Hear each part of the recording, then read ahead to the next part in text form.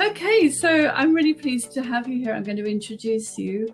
This is Bill Herman, who of Wilshire Phoenix. I'm going to get this right. He is a founder and a managing partner of Wilshire Phoenix, and this is a new ETF issuer. I'm just going to watch the audience is coming in, and so let me remind the audience: if you wish to put a question to Bill, you can write in the chat box, and I will pose that question to him. So, Bill, can you give me a bit of a brief introduction on who you are and your company, Wilshire Phoenix? Yeah, thanks, Beverly, and thanks for having me here today. It's a real privilege to be here, and humbled, and just happy to be speaking in front of you all, in front of the industry, and to introduce Wilshire to people that don't already know it. So a little bit about me is I worked at a large financial institution for the better part of 12 years, and worked across various divisions there, including structured credit, including sales, risk. I guess they traveled around to all different types of groups. So I got the whole capital spectrum, and I think that really sort of provided me with seeing all the different layers of a large financial institution, not from the sort of bottom up, from the bottom up, and also the sort of the top down, which is extremely helpful in sort of making decisions, and it really helps me now in running a firm. And a little bit about sort of Wilshire is just founded on the belief that investors deserve more, and that they deserve access to better vehicles, whether that be ETFs or what have you. And we chose ETFs. I didn't wake up one day and think, hey, I'm going to start an ETF issuer. It kind of evolved, and I think that's sort of with any business, right? You start it one way, and it sort of evolves into kind of something completely different, or not completely different, but sort of on the same wavelength, and just kind of evolved over time, and we're seeing it today, and it kind of all roots to kind of access and the best available products to investors. And I got ETF. ETF is sort of the really the doesn't get enough credit for ETFs in general as being really just innovative, and just changing everything, of just democratizing assets generally, for everybody. I mean, there's no other type of vehicle where there's easy, efficient access for all investors to get exposure to basically every type of asset class, be it commodities, fixed income, or even certain vehicles that hold futures, and access to volatility, and what have you. So I think they're fantastic, and I think they don't get enough credit. I think people need to kind of go back to the foundations, and kind of think about it a little bit more. But they're probably one of the biggest, one of the greatest things that's happened, one of the most influential things that's happened in the history of finance. And you've been able to see an awful lot of finance to arrive at that opinion. You said to me when we were talking for the briefing for this that you suddenly spotted that ETFs had a pretty good business model. So tell me a little bit about where you're finding opportunities for innovation and leadership in this industry that you've arrived in.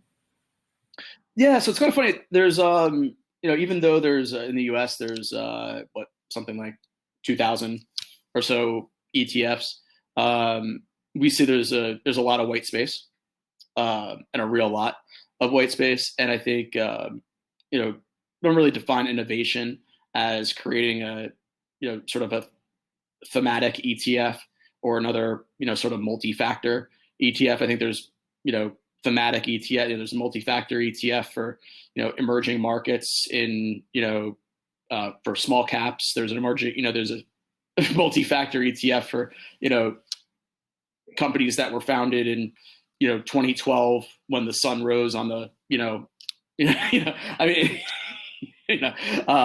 with the, when the founder's last name is, I think I wrote that one up. It's just, there's so many different types. And introducing a new, not only just a, sort of putting, some, equities in a basket and calling it, sort of, technology X fund or healthcare X fund. This is a completely different structure that can be applied to any asset class. So, like I said, we have a pretty large area of white space, and on top of the initial structure, we have I think around 20 plus other first to market products that are dissimilar from that initial structure. So we're really excited for sort of the investors to have access to all of these that we believe are really good products for them. And do you think your institutional background has helped with launching an ETF? Absolutely. At first it's like there's no sort of guidebook on how to launch an ETF, but by closing I don't know how many, I think over 100 large just kind of corporate deals, and in my prior life, they're all sort of the same kind of thing when you getting from sort of A to B, from inception to kind of close. Obviously there's different kind of things, but when you have a sort of a great team behind you, and some really great lawyers in Mayor Brown and Stewart and Kissel, and my partners Will Kai and Alex Chang. I mean, it just the people. I know it sounds like a sort of a cliche, and I always didn't just kind of always laughed at it. But surround yourself with the right people, but it really is. I mean, the sort of the foundation of everything, because the company is nothing without them, and your dream team. Yeah, you need that dream team behind you when you. Exactly right. I mean, I don't even know what I don't even know what's going on half the time. So I'm just joking. I kind of just call them. Well, maybe you can't answer some of these questions, but I'm going to keep asking. Yeah. So tell me, what sectors and markets would you like to see Wilshire Phoenix dive into in the future? So I think there's like I said before, there's a big white space, but I think some areas that we're sort of playing in the commodity space right now, which is innovation there is muted, if anything, ever. And then we're kind of talking about doing something in fixed income, which we may use might use some of maybe the similar model to what we're going to be launching, but I don't really want to say that because maybe by the time we're in the next 12 minutes, maybe I think BlackRock will submit an S1 on it. So just joking, guys, just joking. So I think it's we'll kind of keep that closer to our chest, but I think the just sort of like I said before, kind of any space that I don't like to use the word kind of disruption. I think innovation is starting to get thrown around a lot more than it should be, because I think there's real innovation, like what we're doing, and actually changing structures and what have you, and innovation in what you're talking about in the panel earlier with the non-transparent ETFs. That's innovation. Innovation is not creating a thematic ETF or creating joining the race to kind of the race to zero by lowering fees or what have you. And what suffers there is when everybody kind of participates in that is quantity increases, but I think quality goes down substantially, and the only people that suffer there are investors. And so the semi-transparent structure does interest you because, of course, in your background, you were at one point in a hedge fund, right? So you know a bit more about active trading than most. Do you think maybe the semi-transparent ETF is a clever thing? I think it's clever. I'm not, maybe I'll join if we have another debate here soon, I would be on the other side, because I think the hallmark of ETFs is transparency. and I don't necessarily, if it were me as an investor, I wouldn't purchase the product, but I think that's just me. I'm kind of interested, it sort of vaguely came up in what Ed said, that you are sort of slightly hesitantly committing to an active fund, which is not what active investment's about, really, is it? Like, I'm going to invest this much. I believe this much in active investment isn't really a thing, which was a point that came up in that debate. Would you agree with that? Yeah. What was it? Sort of that active investment is a. What was the question again? I'm sorry. So he just, it was like a sort of hesitant approach to being an active investor, to invest in a semi-transparent active fund. You don't quite want to commit to that roller coaster. Maybe you're going to be just a bit within the ETF structure, rather than just go and invest in the active.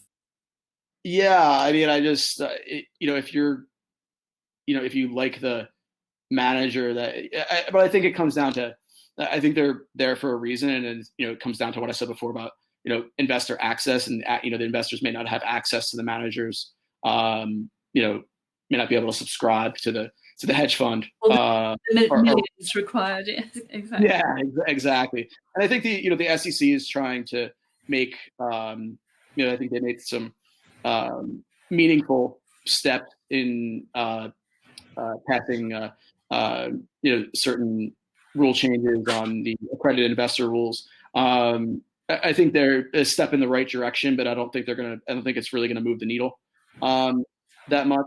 But as far as if I was an investor, I don't think that I think when you hear the term kind of roller coaster and things like that, kind of not the ride I want to be on as an investor. Investing should be pretty boring. It shouldn't be exciting. If it's exciting, you won't be investing for very long. And all of our vehicles are passive, rule-based. So we set ourselves aside, and we let we also create our own indexes, so we're not at the peril of indexes that are already created by index providers. We can really create products that, and I think we create products that we would want to invest in ourselves, which is really a special thing to really say. It's kind of a dream come true. And I gather that you're going to have a strong focus on philanthropic endeavours. So how does the firm plan to continue giving back as ESG remains at the forefront of investors' interest? Yeah, I think as a smaller firm, we're, I think, stepping out as one of the leaders in the space in philanthropic efforts, especially, it's a lot different than, being a, billion-dollar firm and writing a $10,000 check and being Wilshire Phoenix and writing a $10,000 check. It's, I think it's more, it may go, get from A to B, but I think it shows our commitment to the community and organizations either near us or around the world. And I think as we, I just want to keep doing more. So as we grow, our contributions will grow, and we just want to keep. I think we're really where I want to be right now in terms of philanthropy, and always want to do more. But there's so many types of really meaningful causes that it's impossible to relate to everybody, and so you kind of as a firm, we kind of align ourselves with charitable organizations that share Wilshire's own vision. And a good example of that is a leg to stand on, which is having their Rocktoberfest tomorrow night, and they're very sort of a lean type organization, roll up your sleeves type mentality, and that sort of embodies Wilshire Phoenix, and and they're just those are the types of kind of charitable organizations that we align ourselves with. And I'm also and we try to make it each of the partners something a little bit personal to us. So I have a certain family member of mine that has MS, so I'm on the board of the National MS Society. Really means a lot, and to me personally, and just kind of continue along that route. And will there be an ESG tilt to the ETFs you produce? I can never say never. But I think for us right now, the most meaningful way is to directly go to the front or to go to the front of the line and contribute directly to the community and through organizations. I don't know that creating an ESG fund does that in the same way. And again, I'm not saying that ESG funds aren't great. I mean, they've proven to be outperformed I think the S&P 500 last year, if you sort of whatever weighting scheme is used by the index provider on the ESG. But I mean, I can't really rule anything out. I think they're really good vehicles, but at this time, the way that we're going to contribute into the sort of philanthropic endeavors is sort of directly.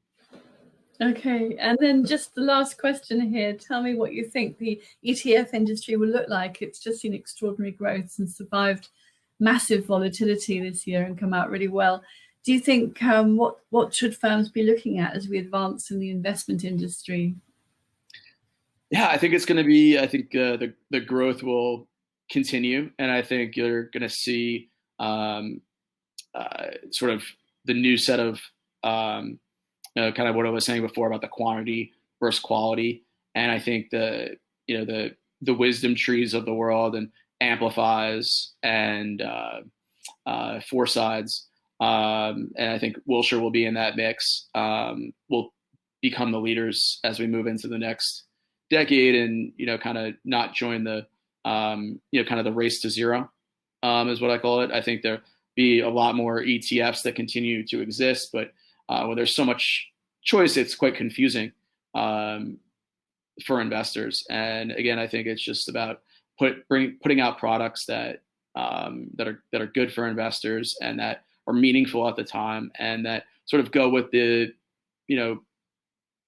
by the time you create a thematic ETF, it's already too late, right? I mean, the theme has already been developed, right? So it's a great way to get exposure and kind of reduce volatility at the same time than buying an individual equity. One I really like is TAN, which is a solar ETF. I think I really like it too because it has a fantastic ticker. But I think if you look at the basket and then you look at the individual, just as an example, is the individual equities in there, you don't run the volatility of the ETF is quite lower than the individual equities themselves, either individually or as a whole, and you don't run the risk of sort of one company on earnings going down 10% in one day, and you're holding kind of 20 equities. It's not really what's it going to go down to a point or something. So that's why I think ETFs are great too. But I think in the next few years we're going to see different structures.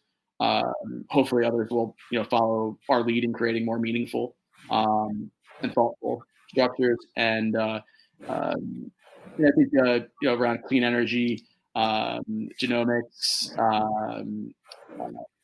sort of the silver generation Y, I think will be more, or is it Z? I don't know. I have all the acronyms now, but I think they're essentially going to be more disruptive than millennials and how they enter the workplace right now. And read something interesting the other day that by 2025, there's going to be more people over the age of 65 than there is children under the age of 5. So more grandparents than there is grandchildren. So sort of I think of it, the silver economy is something to look out for. Which a big driver. Look, thank you so much for your time today. It's been really interesting to hear from you. And everybody should look out for your Wilshire Phoenix and ETF issue coming soon. The next panel is launching. You can go on the click on that link in chat if you wish, or you can go to sessions and join it there. But thank you so much for your time today, Bill. Thanks so much, Beverly.